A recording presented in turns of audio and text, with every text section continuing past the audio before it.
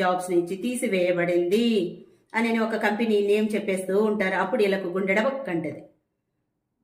ఎందుకు అంటే ఇంకా మేము స్టార్టే కాలేదే, ఉండే వాళ్ళని తీసేస్తే మేము ఎక్కడికి పోవాలి, మేము ఎక్కడ జాయిన్ కావాలని టెన్షన్ వస్తుంది.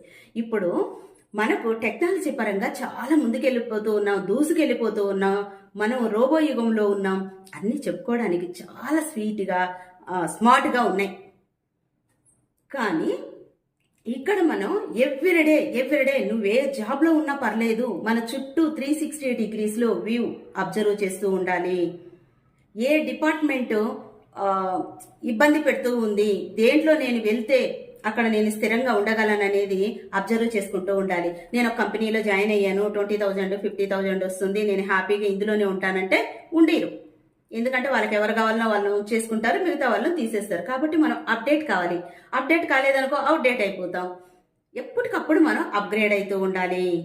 మూస ధోరణిలో ఏదో గుర్రానికి అవి కడతారు కదా, కంతలు కట్టినట్టుగా ఇలానే చూసుకుంటూ నా డ్యూటీ నా ఇల్లు అనుకున్నాం అనుకో, అది రెండు కూడా కనెక్షన్ కట్ అయిపోతే ఇప్పుడు ఉన్నటువంటి ఈ రోబో యుగంలో ఉండేది రెండు రకాల జాబ్స్.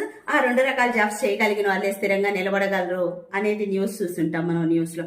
ఏంటివి ఆ 2 టైప్స్ అంటే, రోబో చేత పని చేపించగలిగినటువంటి వాళ్ళు, రోబో చేయలేనటువంటి పని చేసేవాళ్ళు. అర్థమైంది అనుకుంటా. రోబోల చేత పని చేపించగలిగే వాళ్ళు, రోబో చేయలేనటువంటి పనిని కూడా చేసేవాళ్ళు. ఈ 2 జాబ్స్ మాత్రమే ఉంటాయి. ఇంకా ఫ్యూచర్లో మనకు రాను అంటూ ఉన్నారు. కాబట్టి మన పిల్లలు ఎంత షార్ప్గా ఉండాలి, చుట్టూ ఎంత అబ్జర్వ్ చేయాలి, మనం ఒక జాబ్లో స్థిరంగా నిలబడాలి అంటే మనం స్కిల్ అనేది ఎంత డెవలప్ చేసుకోవాలి అనేది రోజు అప్డేట్ అయిపోతూ ఉన్నాయి. టెక్నాలజీ అంతా కూడా అప్డేట్ అయిపోతుంది. మనం చూస్తూ ఉన్నాం 2G 3G 4G 5G 6G.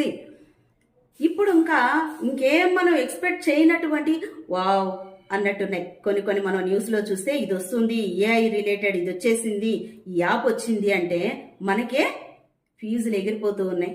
మరి అలాంటప్పుడు జాబ్స్ పరంగా సెర్చ్ చేసేటప్పుడు మనం తీసుకున్నటువంటి సబ్జెక్ట్ ఏదైనా తీసుకునేటప్పుడు అది ఎలాగా సెలెక్ట్ చేసుకోవాలి, దాంతో కూడా నేను ప్రయాణం చేయగలనా లేదా నేను మధ్యలోనే ఏదైనా డ్రాప్ అవుతానా, ఇది నేను చేయలేకపోతానా అనేది ప్రతి ఒక్కటి క్షుణ్ణంగా చూసుకున్న తర్వాత మాత్రమే మీరు ఏ కోర్స్ అన్నా చేయండి.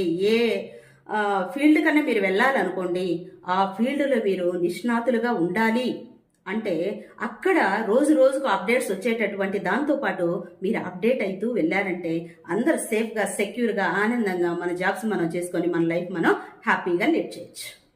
All the best.